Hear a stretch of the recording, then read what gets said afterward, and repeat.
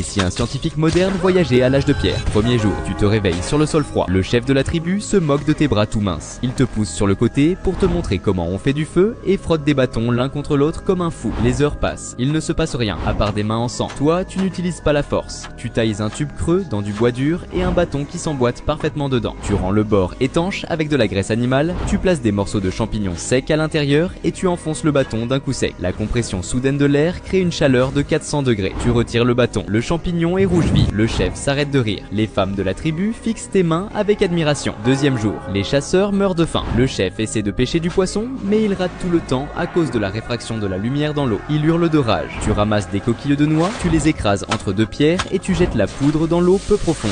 Les saponines empêchent les poissons d'absorber l'oxygène et des dizaines de poissons remontent à la surface. Tu nourris toute la tribu sans aucun effort. Soudain, une des femmes court vers toi et te serre fort dans ses bras. Le chef te lance un regard noir. Troisième jour, un chasseur revient avec une énorme blessure. Le chaman essaie de la boucher avec de la boue. Tu fais fondre de la résine de pin collante avec du charbon de bois écrasé pour créer un mélange antibactérien. Tu refermes la plaie et tu la scelles parfaitement. Cette nuit-là, la femme du chef quitte son feu et vient s'asseoir tout près du tien. Le chef serre son gourdin de toutes ses forces. Première semaine, un homme préhistorique bizarre s'approche de ton feu. Il te demande: si l'intelligence est ta force, que serais-tu sans elle? Tu regardes de plus près. C'est Socrate. Tu lui tires une fléchette de sarbacane paralysante dans le cou et tu traînes son corps inconscient dans une grotte vide. Cette fois, il est parti pour de bon. Non, premier mois. La viande pourrit tout le temps à cause du soleil. Tu construis un frigo primitif avec 2 pots en terre cuite et du sable humide. La viande reste fraîche pendant des jours. Ce soir-là, 3 femmes, dont la femme du chef, installent leur lit dans ta tente. Elles ne veulent plus partir. Le chef pète un plomb et fonce vers toi avec une énorme massue en os. Tu ne paniques pas. Tu souffles une fine poudre sur ta torche et tu crées une énorme explosion de feu. Le chef tombe à genoux. C'est toi, le nouveau chef de la tribu.